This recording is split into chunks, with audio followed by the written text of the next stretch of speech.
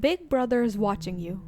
Orwell wrote that line in 1984, published back in 1949. At the time, it was a work of fiction, a warning about government overreach and the dangers of censorship. But doesn't it feel eerily familiar today?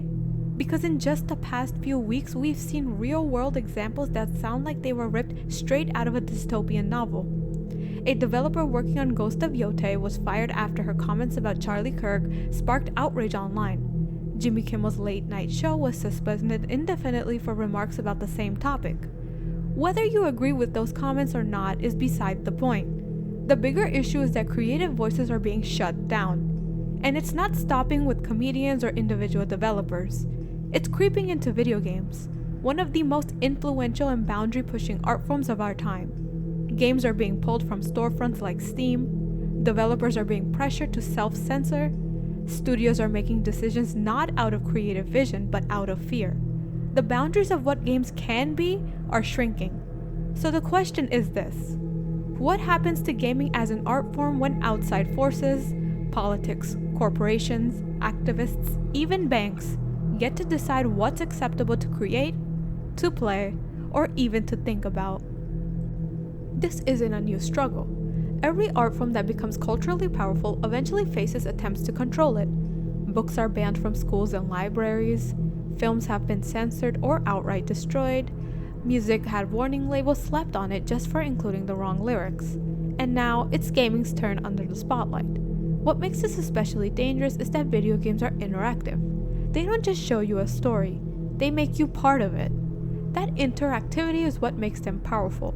But it's also what makes them threatening to people who would rather keep art safe, sanitized, and easy to control. Developers dream up bold, risky, even provocative ideas. But too often, those ideas never see the light of day. Sometimes they get rewritten in the boardroom, sometimes they're quietly canceled before launch, and sometimes they release only to vanish overnight because someone somewhere decided they shouldn't exist. And lately, the pressure hasn't been about whether a game is marketable. It's about politics. The Ghost of Yotei firing, Jimmy Kimmel's suspension, these remind us that creative voices can be silenced not for breaking laws, not for violating contracts, but simply for being unpopular with the wrong group at the wrong moment. If it's happening in mainstream entertainment, why wouldn't it seep into games? In fact, it already has. Entire titles have been pulled from Steam, not because they were illegal, but because they risk sparking outrage. Developers have lost jobs, studios have altered scripts and mechanics, and the reasons often have little to do with creativity and everything to do with optics. One of the clearest examples came just recently, with Visa and Mastercard at the center of a storm. At first, storefronts like Steam and itch.io quietly delisted or buried adult games, claiming they risked losing access to payment processing. An activist group called Collective Shout even bragged about pressuring payment companies to act, targeting titles they argued normalized abuse. But the fallout didn't stop there. In the chaos, unrelated games got caught in the crossfire. Mouthwashing disappeared from itch.io. Vile Exhumed, a dark, mysterious game about an adult actress gone missing, was yanked despite not containing explicit adult content. Its developer had to upload it to her own site for free, saying F anyone who tries to control storytelling and expression. And here's the part that should unsettle everyone. No one really knows who made the call. Visa and Mastercard denied ordering removals. Valve said it was simply following policy. Activists claimed they never asked for a blanket ban, and yet games vanished anyway. That's the scariest part. A game can disappear overnight without breaking any laws simply because of invisible corporate pressure. And if that can happen to small indie games today, what's stopping it from happening to bigger, more mainstream projects tomorrow? It isn't just corporations flexing power over what art survives. Governments are in the mix too. Australia is a prime example. For years, the country's ratings boards essentially made anything above an M rating illegal to sell. Games like We Happy Few and DayZ were censored or outright banned. Even titles like Fallout 3 faced scrutiny over in-game drug references. And this isn't just an Australian issue. China has famously strict rules about depiction of politics and morality in games.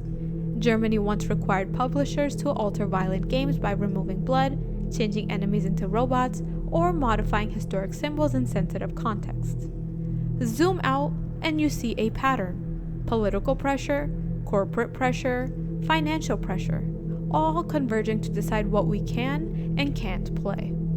So, why does this matter? Why get worked up over a few banned or altered games? Because gaming isn't just entertainment, it's art. And the best games in history didn't play it safe. They took risks, they provoked, they challenged players in ways that stuck with us long after the credits rolled. Silent Hill didn't just scare us, it forced us to confront grief, guilt, and trauma. BioShock didn't just give us an underwater city, it questioned free will itself, and the now iconic line, "Would you kindly?" Spec Ops: The Line disguised itself as a Call of Duty clone, only to turn the player's own choices into a devastating mirror.